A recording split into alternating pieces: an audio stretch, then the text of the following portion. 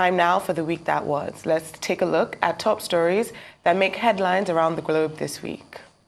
And we'll start off with President Bola Ahmed Tinubu, who has called for the regulation of social media in Nigeria, because in his words, social media has become a societal menace. The president, who was represented by his chief of staff, Femi Gbajabiamila, mentioned this at a book presentation on Thursday in Lagos by a former Minister of Works and Housing, Babatunde Fashola. He observed that many people do not understand that once the send button is hit, there is a potential for information to cause considerable damage to millions, as well as pose life-threatening danger and other unintended consequences to those being targeted. Well, I was at that event I believe it was 2 days ago. Babatunde Raji Fashola launched his book, Nigerian Public Discourse, and one of the things he spoke about in the book is about hyperbole, about people being hyperbolic in their declarations and people saying things that are not particularly accurate, and about raising the quality of discourse that we have, particularly on social media. At the end of the day, an educated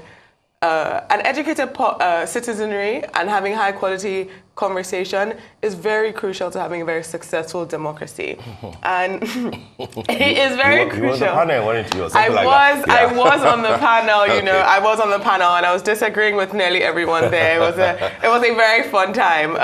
And right before the chief of staff spoke, I actually spoke about the need to not wade into social media with a new social media bill. We do already have legislature right now, particularly the Cyber Crimes Act, Prohibition and Prevention Act of 2015, which Section 24(1) has been ruled in July of 2020 by ECOWAS to be unlawful. And it is still being used. That's the act that was used to charge the woman who spoke about Evrisco Foods, the tomato paste case. It's still that. It's also the section that was used to charge journalists across the country. A journalist who spoke about Benayade's family member was taken to court over that. And they use that section. The section says if you cause annoyance online or if you cause undue anxiety, you can be punishable, but it could be a punishable crime, a criminal crime, and a criminal case rather. You could be punished by up to, I believe it's maybe 7 million and 3 years in jail. There is actually a digital rights bill that President Muhammad Buhari in the last administration refused to sign. And so it's been sent back to the House and the Senate. And what we actually need is protection of our rights. Yes, there's a proliferation of false information online, and that is definitely something that we need to consider. However, I completely disagree. We do not need new legislation. We need to fix the ones we have right now. I totally agree with you, Adesua.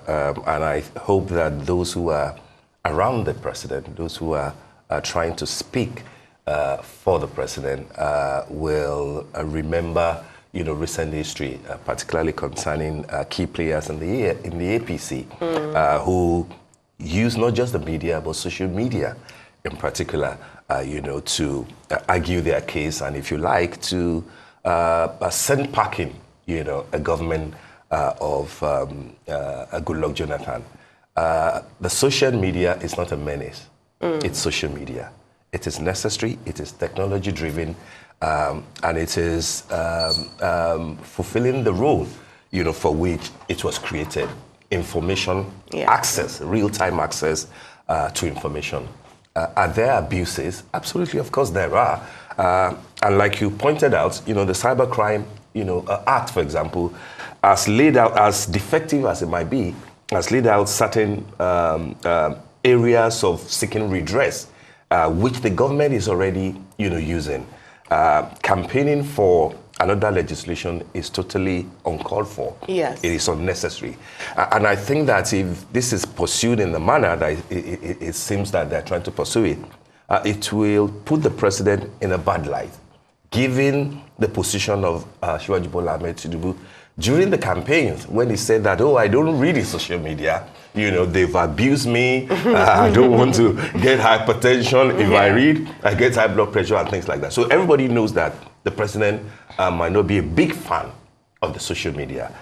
It might not be an enthusiast of the, real-time dissemination, or that social media represent. But that doesn't call for the type of regulation that Mr. Femi Gbajabiamila, is saying that the president is interested in. We know what happened in America, pre and post the 2020 election with Twitter and President Trump and everything. At the end of the day, we saw that outright bans, do not always achieve the results that you are seeking. Definitely. You can't be seen to be attempting to gag the media, especially when you have indicated discomfort with even some aspect of the established media. Anybody that seems to have the contrary opinion, it looks to a lot of people that you are not comfortable. And not only are you uncomfortable, you also want to regulate it. Yeah. And when former minister and former governor Fashola is talking about hyperbole. Hyperbole might be bad, but I do not see anything destructive as such in the sort of hyperbole that he's talking about. Because hyperbole in this case will be akin to the type of propaganda that politicians and political parties are used to. Definitely. You emphasize certain things in order to push, your case. But this can be a subject of discussion. It has always been an ongoing discussion. But now to say that on the basis of the fact that people were pummeling the party or pummeling the person of the president, therefore the big hammer should come down on them. I do not think that this is a war that this government will be able to win if it proceeds with a new legislation that seeks to gag the media. There will be need for some form of control and regulation, and I believe that the necessary laws are already there. But then if you now want to come out through an all-out war, you have to understand that your term is tenured. And the same way that Alhaji Lai Mohammed, who was speaking for the previous government, went around and saying that, the government will regulate the social media, etc. There's a new government now. The social media is still there. Deal with the bad eggs. Use the instrumentality of the law to work things out.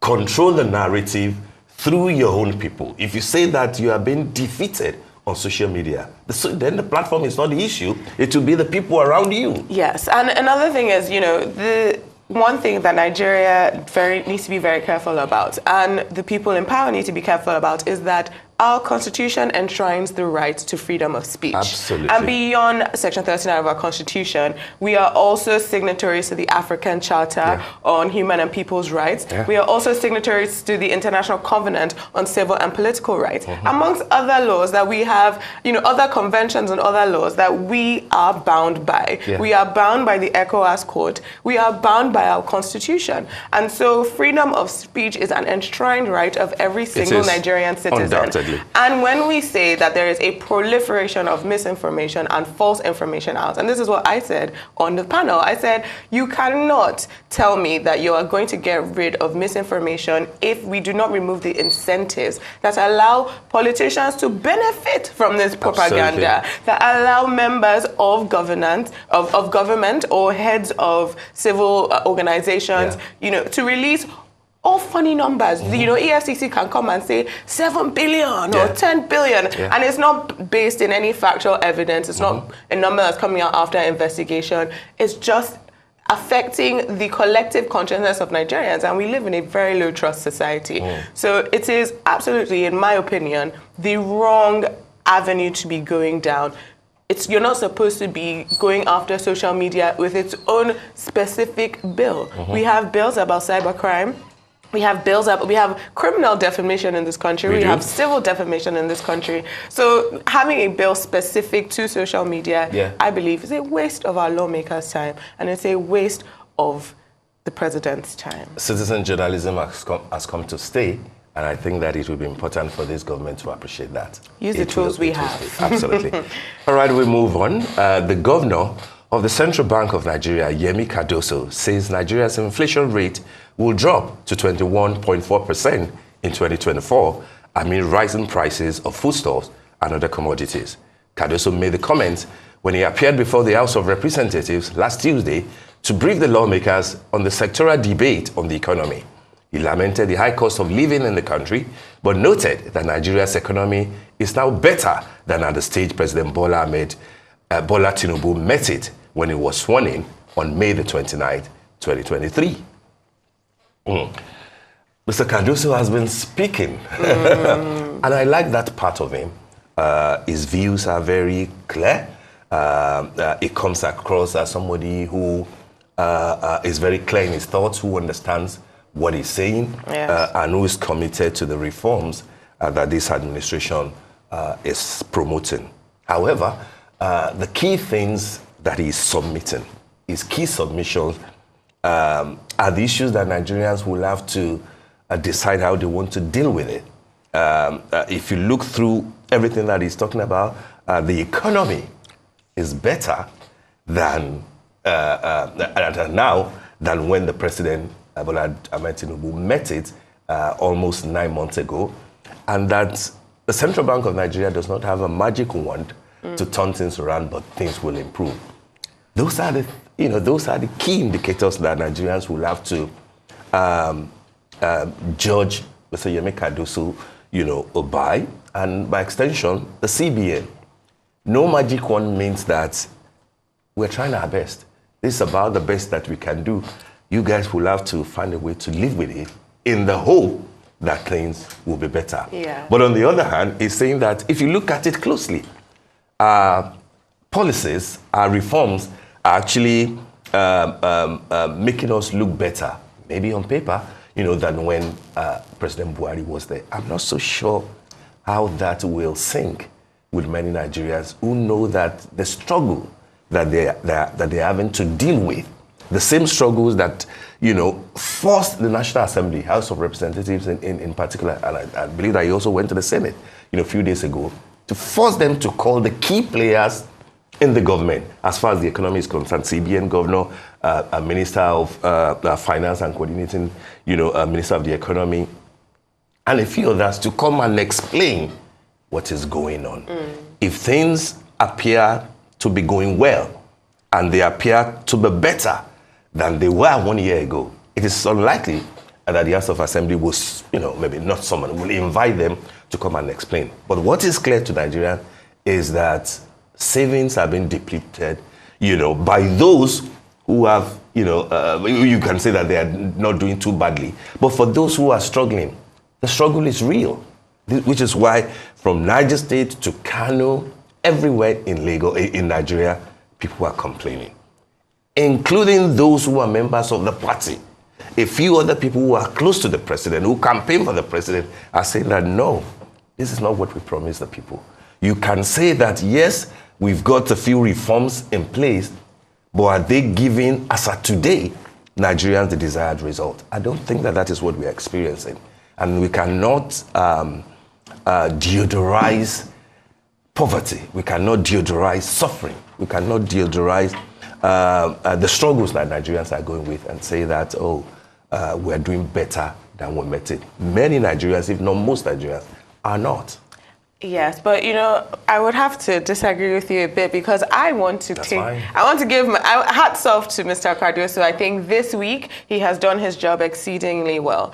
And a lot of the reforms that we're going to see coming out of the CBN are not going to have immediate effect. He's saying later on inflation will come down. He's saying that the Naira is undervalued. And we did see, I believe it was on just this week, I believe it was like February the 5th, we saw that there was more dollar in circulation on just one day than I think in a couple of months combined, because of the reforms he put in place with the bank, saying that has brought down the value of the dollar. To be fair, when we are we have a very tough economic situation, and we have to be honest.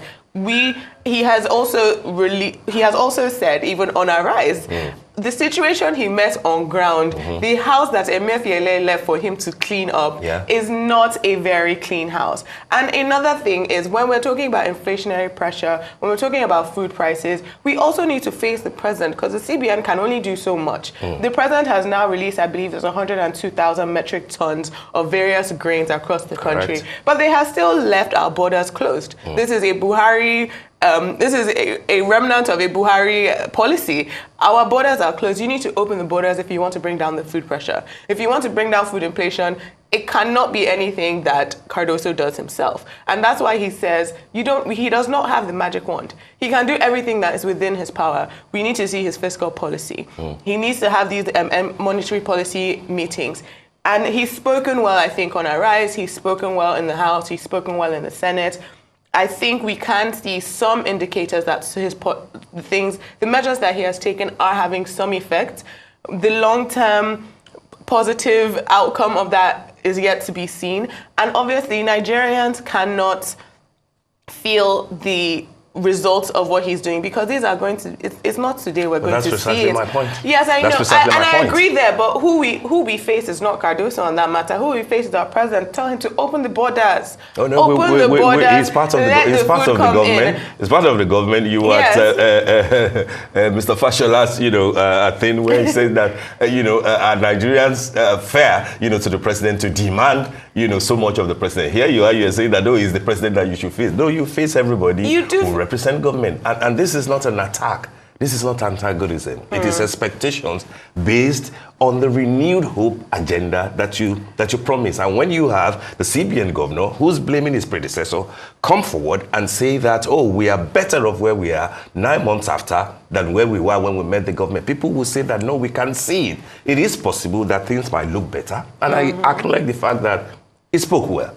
All his outings have been, top-notch. He carries himself very well. He delivers, quite well. But I'm saying that where we are, as at today, I do not know about tomorrow, but it looks like what we have today, we will face tomorrow. But then, going forward, maybe we'll begin to see changes.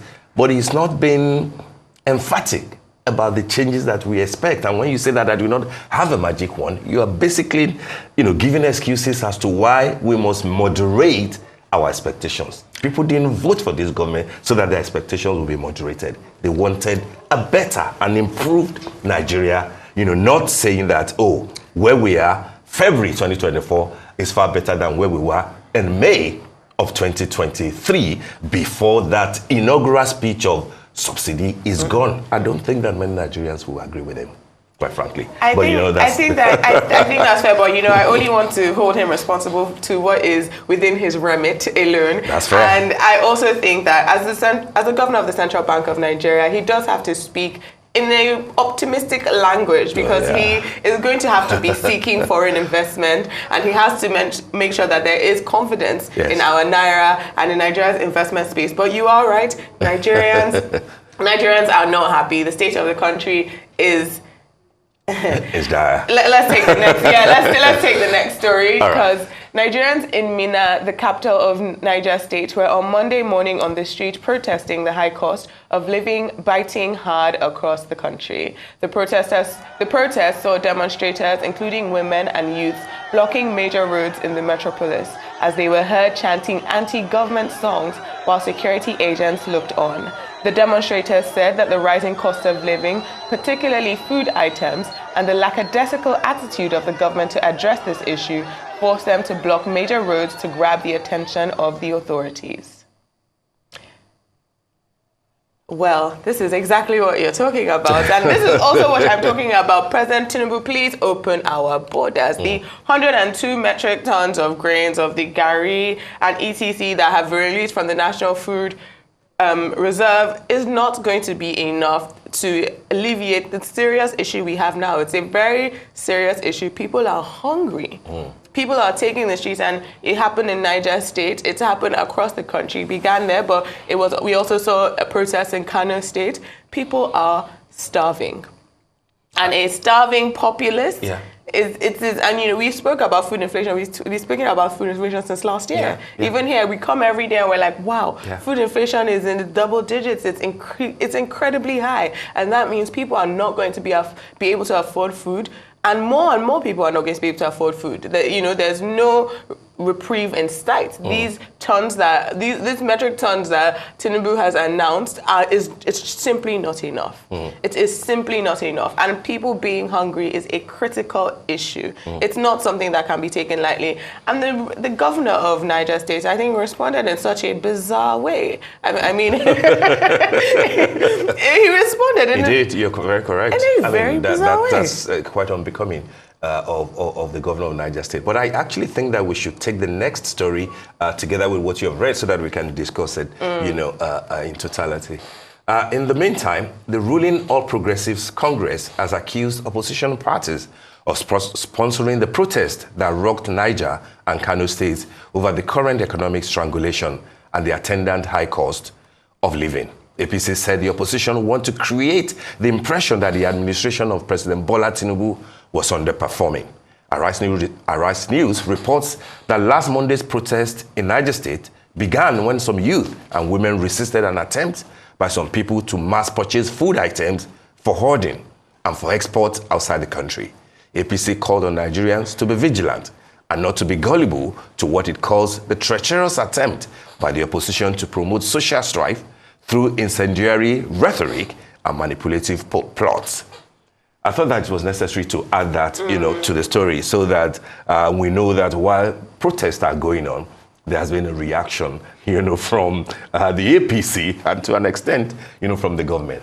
I would imagine my immediate reaction would be that it's cheap, to just put the entire blame on the opposition as those who are behind sponsoring the protest.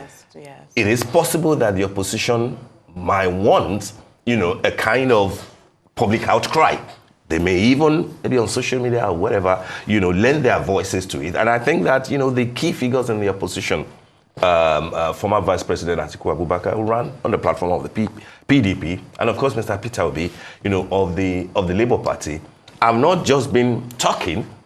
Peter Obi, for example, has been showing what he believes that government or President Bola Ahmed Tinubu ought to be doing, particularly during the 2 weeks that he spent, in France. While you remember how Atiku put it, fiddling, why home base born. I think that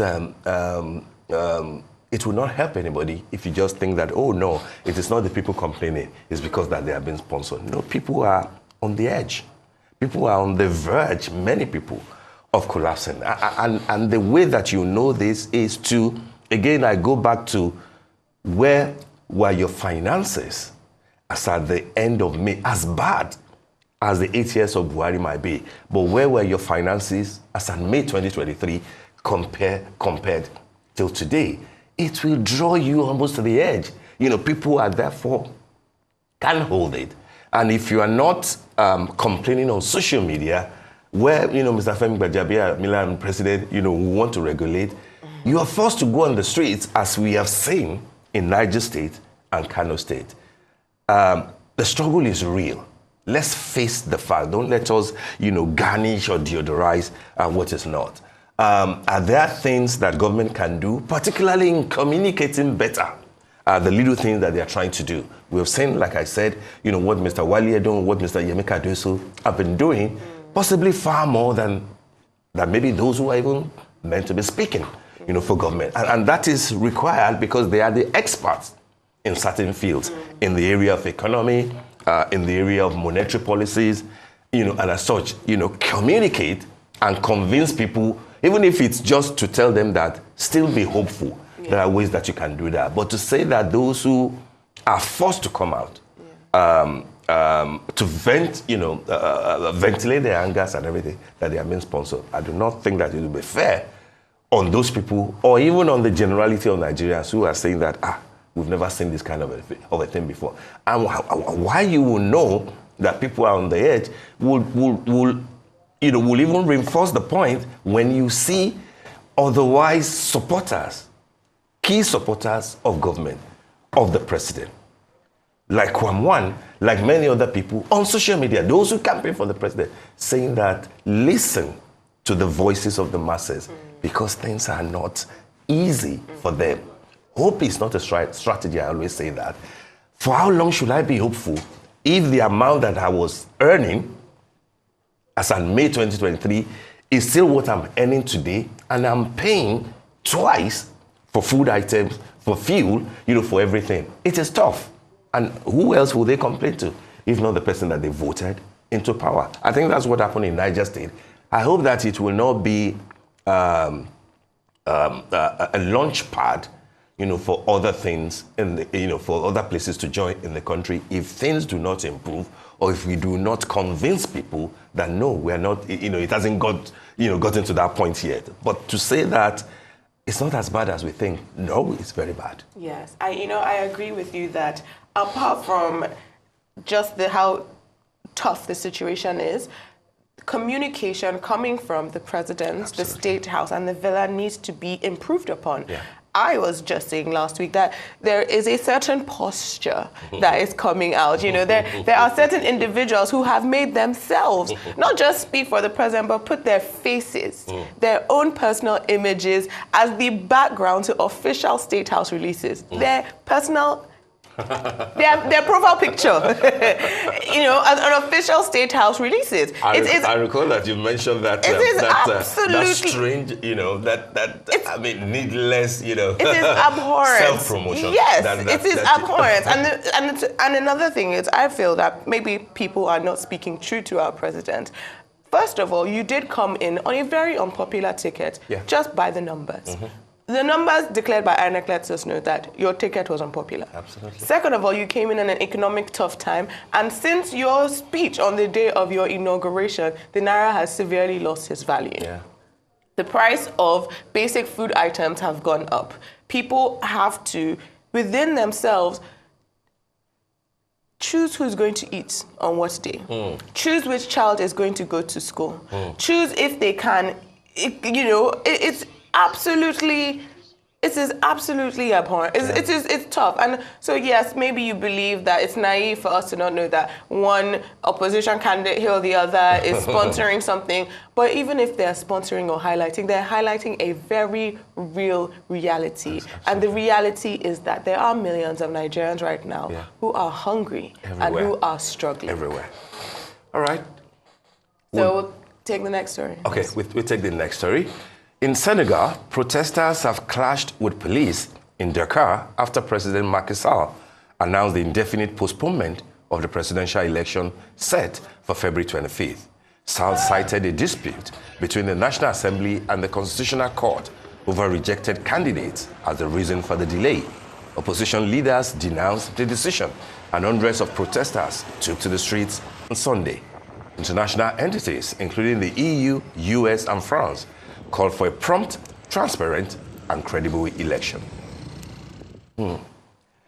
Senegal is still burning, and no thanks to President Sall, who seems desperate, in my opinion, for a third time, an elongation of his tenure, and so much so that what he couldn't achieve through the back door is, trying to do it in court, with the parliament, extending elections, that were meant to happen later this month to the end of the year. How far it can go with what looks like a civilian coup, to the constitution, to the people of Senegal. How far it can go with it, I can't say, but I hope that he will not set his country on fire just because of selfish ambition. And this is the type of a thing that ECOWAS should be alive to. What is happening in Senegal, what is happening in Guinea-Bissau, so that we do not think that when a coup happens, as we've had in Niger Republic, in Burkina Faso, and in Mali, because, they are by military men, that is the only type of coup that there are. Coup against the constitution, as far as I'm concerned, as far as the people of Senegal are concerned, will be as bad as the coups that we are witnessing in those three other places. And I hope that the ECOWAS will have the courage to speak up with one voice in the same manner that they spoke against what happened in Niger Republic. Because if we allow this to fester, we do not know how this could lead to destabilizing further, this region of West Africa.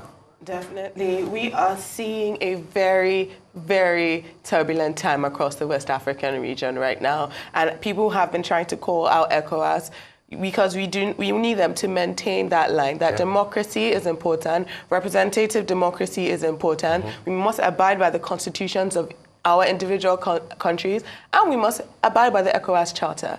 And the situation right now in ECOWAS, what you said is very critical, is that we do not want people who take their selfish interests over the interests of their country.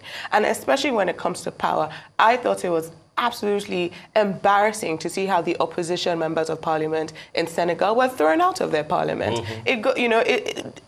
Another thing is that when we allow these little abuses to our individual constitutions, when we allow people to embody power that is not theirs, but is theirs only by virtue of their office, and we allow them to embody it personally, this is what we get as a result. And so for me, it's not just about what is going on in Senegal, it's also a warning signal to us. It's a warning signal to every single person who holds office right now and treats that office and the powers with which the Constitution gives them as if it belongs to them personally. Correct. It is not yours to hold as a person. The powers belong to the office. And we see that from the governor house to the presidency. We see that in our legislature. We see that in the way certain governors acquiesce to others or treat their predecessors as if they are their Lord and Savior. No, you have been given a mandate by the people, and you have been given powers by the Constitution, and you must live up to that. And also, when your tenure is done, it is done. It is done.